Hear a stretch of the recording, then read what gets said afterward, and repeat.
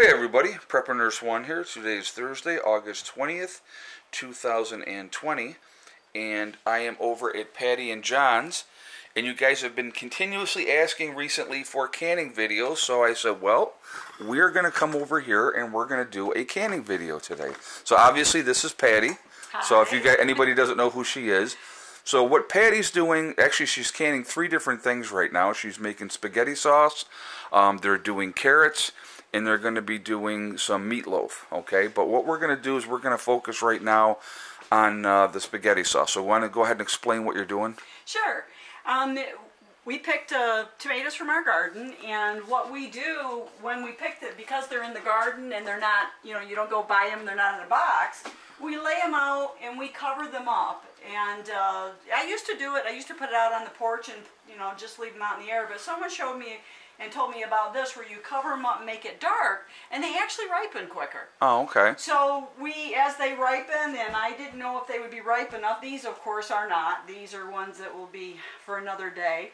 But we've got enough here so that we've started a good pot of spaghetti sauce. I have all the seasonings and everything that's in it, and I'm going to add one last container of tomatoes.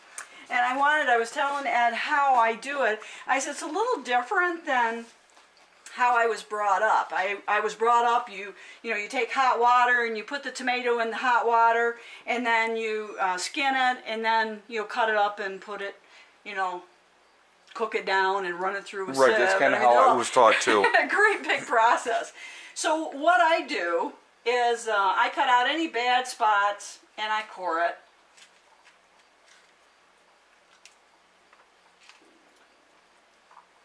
And then I've already started one here, and all I do is I cut it up and I put it in my Vitamix, which is a pretty high-powered blender. And I do the seeds and I do the skins and everything. And the advantage of that, I just got to think, if I'm going to eat a tomato, I'm going to eat the tomato with the skin. Right, and you eat the seeds and everything. You eat the seeds, everything, and I thought, well, why not incorporate that into the spaghetti sauce? So, this will be a little noisy. Okay.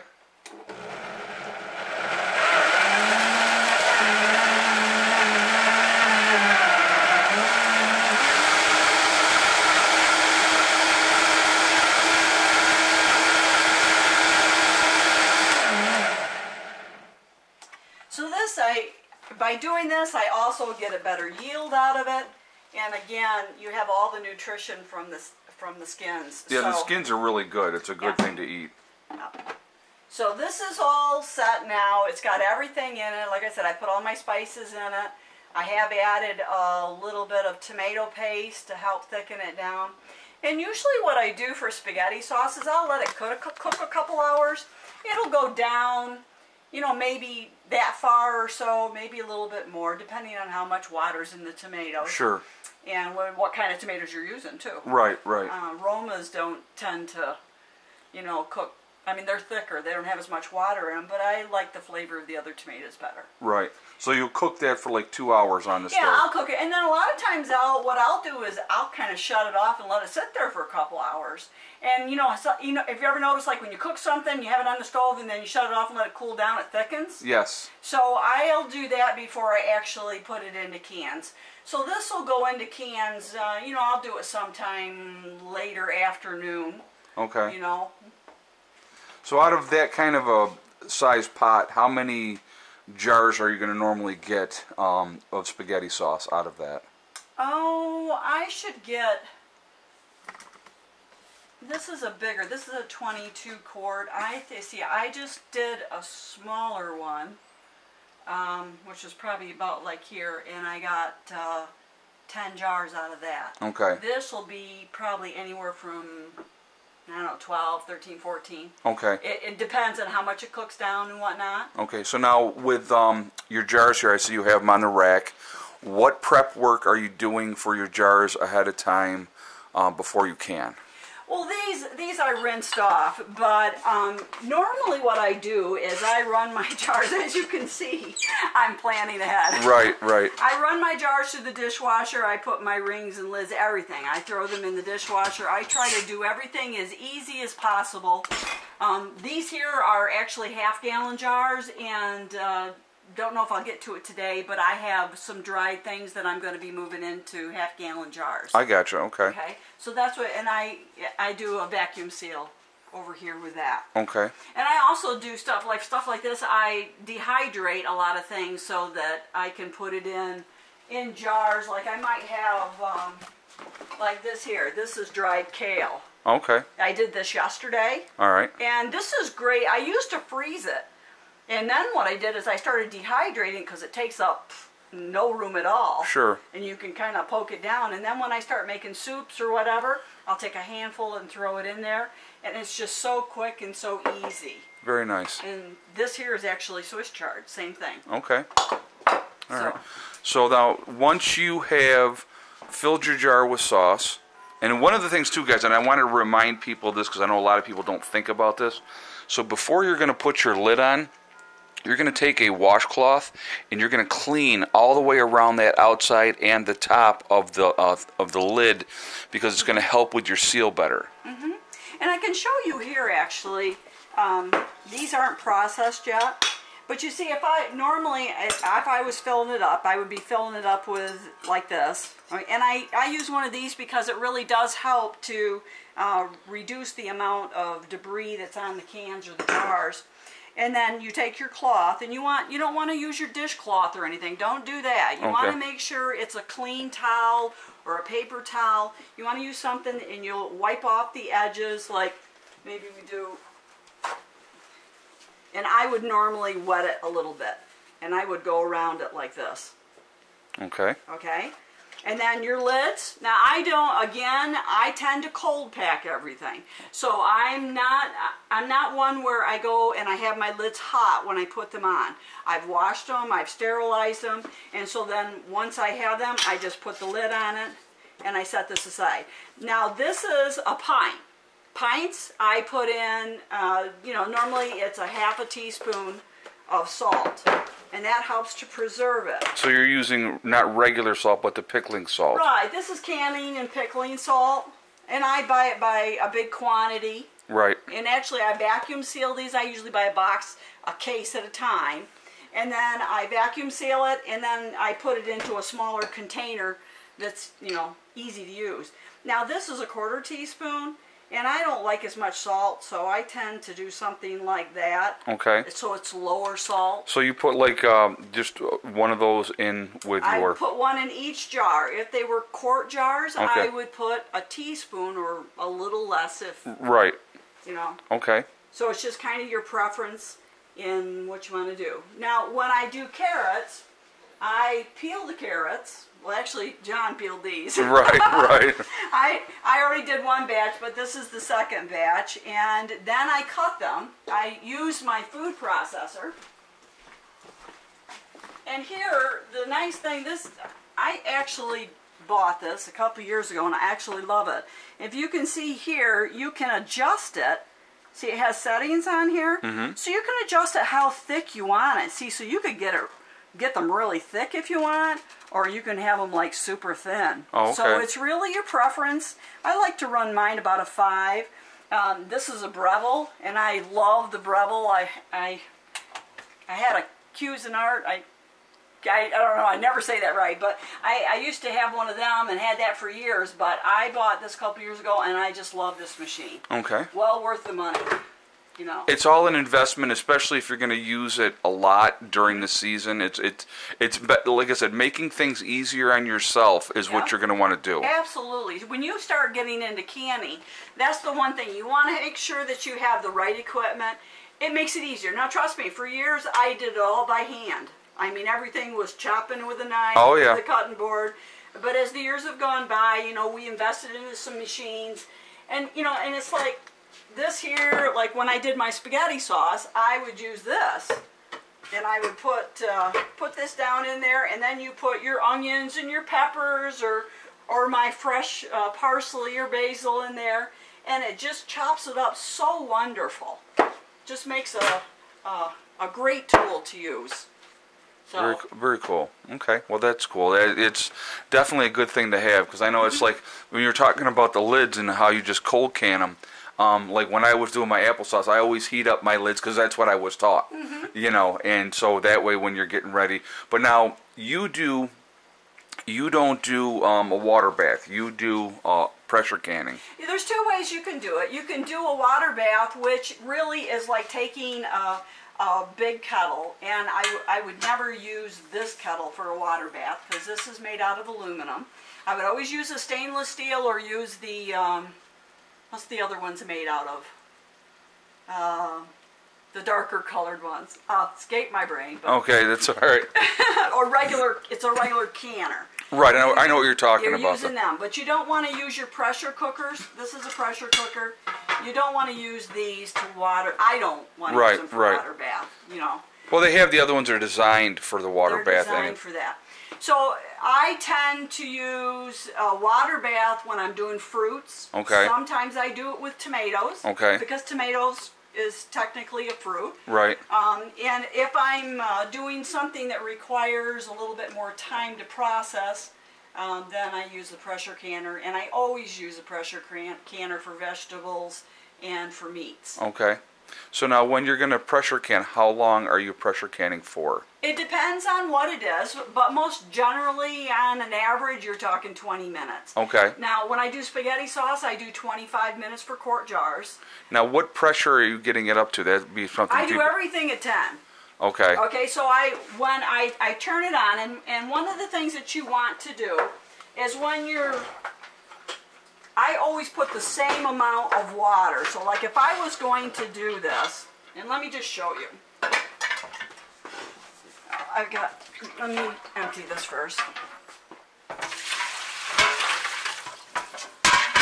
You get so that you have a process of the way you do things, and you know, if you have trouble remembering, write it down.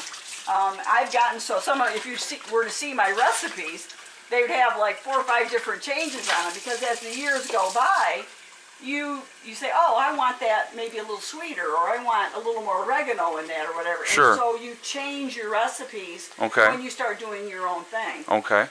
So when I'm pressure canning, doesn't matter what it is, I will fill this up. This is actually 8 cups or 2 quarts.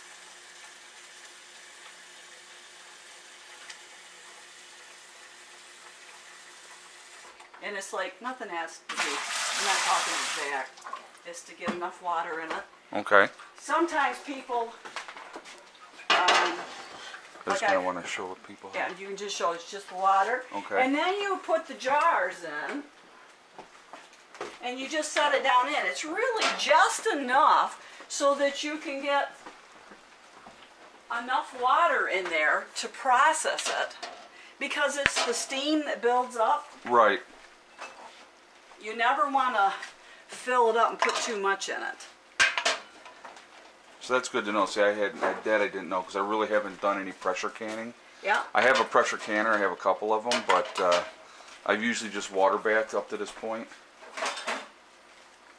Now, I'm not quite ready to start this, but I'll show you the process. See, I can fit another one in there. Okay. But what I'm going to do is, I have a rack. So this is great. This will allow me, to, depending on the size of the jar, sometimes I can get 18 jars in there. Oh, wow, okay. So it just depends on the size of the jar. Like, if you look at that jar versus pints. This is a pint wide mouth, and this is a pint narrow mouth. See the difference in... Yep. And the size of them, so I can fit more of them than I can in these. Okay. These I love wide mouth, prefer them over most anything. Right. Because you can use them for everything. And these are limited. Like if I want to put meat in these, it's a little harder to get the meat out. Okay. Okay, so that's why I generally buy as many wide mouth as I can. I also can, I do like zucchini bread. Okay. I'll make up zucchini bread, and if you're going to do zucchini bread, you put it in about this high here, and then you stick them in the oven and you bake them. Oh, okay. And then they come up. You don't want it, you can't, like if you're looking at the top of it, you don't want it so you can see it. It has to be below there. So that's why you only want to put it in halfway. It'll raise up. You take it in there, you bake it. You bring it out. You put the lid and the ring on it, and they'll start going pop, pop, pop, and they'll seal. And it was first time I ever did them was last year, and it's actually wonderful. Oh, that's cool. Very nice. So if you want to go over the rest of this, because we're already about 15 minutes into the video, just explaining to people. Sure. So then I would put this on. Okay. And a lot of times, people, my daughter didn't know this until I told her. This has a little V here. Right. And then it has here where it has writing on it. So that shows you, you know, where it lines up. Oh, I got it. Perfectly. You see, a lot of times, if you don't know that, you're trying to do this. Right, okay. Trying to figure it out. How does that fit on there? So they make it pretty easy when you look at it. Now I would turn the stove on, and I'd let it come, and you want to let it get to a point where steam is coming out, about 10 minutes. Okay. And that keeps, you'll have more jars that'll seal. You know, if you don't let the steam coming out, you know, I've had trouble with jars not sealing enough. Right. And then after you get the steam coming out of here, about 10 minutes, then you put this on. And of course you want to wait, if you can see this, okay. You want to wait until your pressure gets up about 10 pounds. And then you're going to adjust your knob here, set your timer. Okay. And whatever, if it's 20 minutes or, you know, 25 minutes, you're going to set your timer. And then you're going to adjust your heat to where you have to determine where that works. Okay. Now I know where, on my stove, I know exactly where to put it, that I can turn it down, and I have to give it very little attention. Okay. But you want to watch that because, you know, during that 20, 25, you know, if you're doing meat, you're talking over an hour. So you want to watch that, make sure it stays at the 10-pound pressure, you know. Okay. Sometimes it'll start creeping up to 15. You want to make sure you back it down. You don't want to get too much pressure. Right. And the same thing with, you don't want it to get too low. So you have to find that right temperature. That happy medium, right. And then after it gets done cooking, okay, the timer goes off. I take this off. The steam starts pouring out. I shut the heat off it, and then you let it cool down. Right. And I mean cool down in the sense you have to wait until the steam completely stops. Okay. Then you'll have the ability, because you can't open it anyways, but then you'll have the ability, it'll just open very easily. You always want to tip the lid away from you. In case there's any kind of explosions No, or no? That's because it will be so much steam in it. Oh, it could burn you. You want to tip it away, it'll burn you. So you always want to tip your lid away. That will protect you. And then I just take it and usually have a towel where I lay it on the towel. And then, you know, any steam, let it go through. And then I have my... Yep, those are awesome. These are the best things if you don't have these. Yes, When I was young and first started to do this, oh my word, I was, you know, it was like I'd have to try to get in there with a holder. I mean, I didn't have one. Didn't know they made such a thing. But it's so easy, so quick. You just go down in and you take it. And I always set up a towel, and I put all my jars on the towel, and then I let them cool down. Okay. Okay. Once they're cooled down, and I mean the next day, I don't touch them until the next day. You know, or I mean, I'll go and check and make sure, like here, I'll go through, like, if this has a ring on it, they'll all have rings, of course, when you take them off. And I'll go through and make sure that the tops are all sealed. And you can tell if they're not. Yep. Okay. Then I take them off, the rings off, and I do check that, like before I go to bed that night. Anything that's not sealed, I throw it in the refrigerator, you know, and then you can check the lid, the ring. Sometimes maybe there's a little crack in the jar that you didn't catch, a nick, or sometimes it just doesn't seal. I don't know why, you know, and I'll just process it again with the next batch. Right. Okay. Then I take the jar and I wash them. Okay. I wash them off because I keep my jars down in our root cellar, and you have a lot of dampness, and you can actually, if they're not clean, this can actually get moldy. Oh, on the outside? Because it's feeding off any liquid or anything that maybe is seeped out of the jars while you were cooking them. Oh, okay. So I always rinse them off, not soap and water necessarily, just take a cloth and washing them off. And not only that, makes them look better. Very cool. All right, well, we're going to jump off here because now we're almost up to 20 minutes of this video. But I wanted people to understand the process, and with somebody that really knows what they're doing, we're going to probably do a second video to explain a few more things. So this is going to be like part 1. So thank you very much, Patty, for having me in your home and showing this. And I think what we're going to want to try to do, if we can, is go down and look at your pantry. Sure. So you can explain stuff down there as well. Absolutely. And what you do. So that way people get a kind of an idea. Okay, sounds all right. good. So, all right. So, guys, this is part 1. I'm going to jump off of here for now. And I hope you guys appreciate this, because I appreciate her letting us come in here. And John took off outside, and we're going to do a part 2 for sure. Okay, so remember, guys, we're all in this together. Also remember, I'm pushing a fly away, so Patty's laughing at me. Remember to hug and kiss the ones you love. Tell them every single day. And also remember, guys, STD. It's one step at a time, one thing at a time, and one day at a time. Whatever you're trying to do, whatever you're trying to accomplish, you can do it. This is a lot of work, okay? But it's worth it in the long run, especially when you're processing your own food that you grew yourself. You know where it came from.